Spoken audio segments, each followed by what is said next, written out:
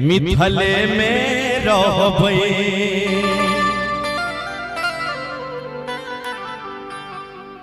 जनक लली माता जानकी जी के सखी सब माता जानकी जी की कहे छथिन जे हे किशोरी जी, हे सखी, अपना किशोरी जी के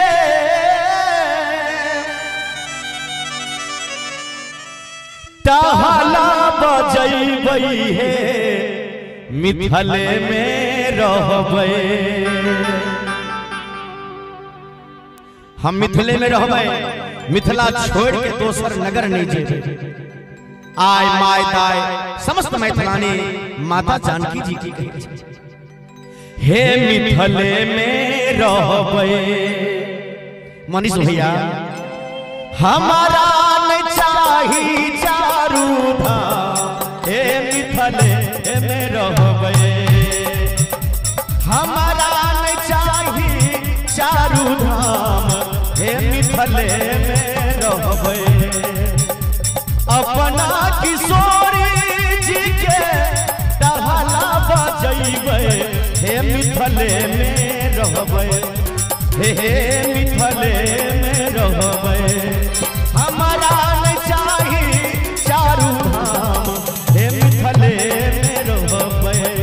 हमारा नहीं चाही चारू धाम, हे मिथले में रहबै।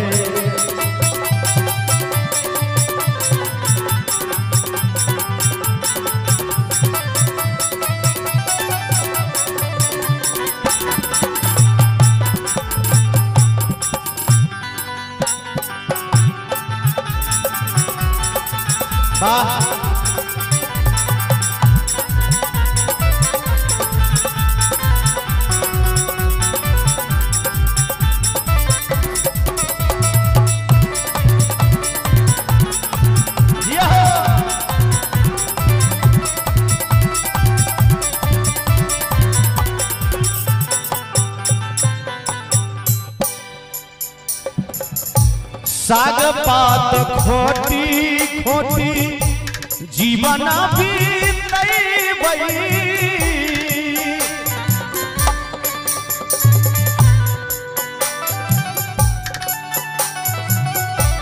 साग पात खोटी, साग पात खोटी, साग पात खोटी खोटी जीवन बीतैबै। जीवन बीतैबै, हे मिथले में रहबै। हे मिथले में रहबै।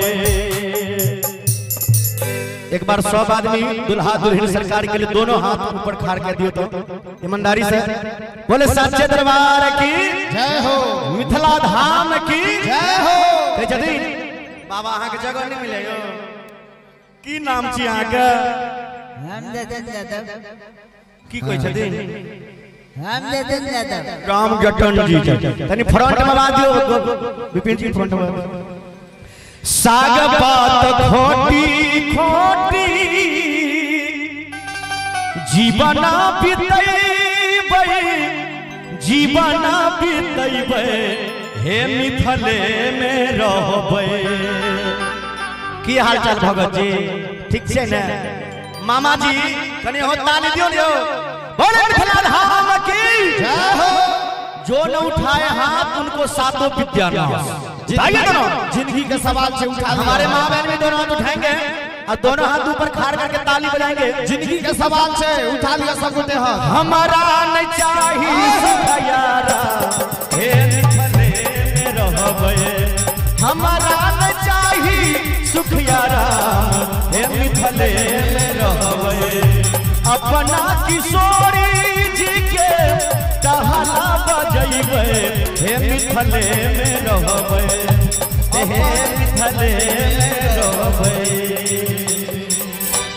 अयो यादव जी के ताली ना बजते यो, हर हर महादेव एना बजते यादव जी के ताली। मरद वाला ताली नहीं बजैया। बोले मिथिला धाम की जय हो। हमारा न चाही सुख यारा, हे मिथले में रहबै। हमारा न चाही सुख यारा, हे मिथले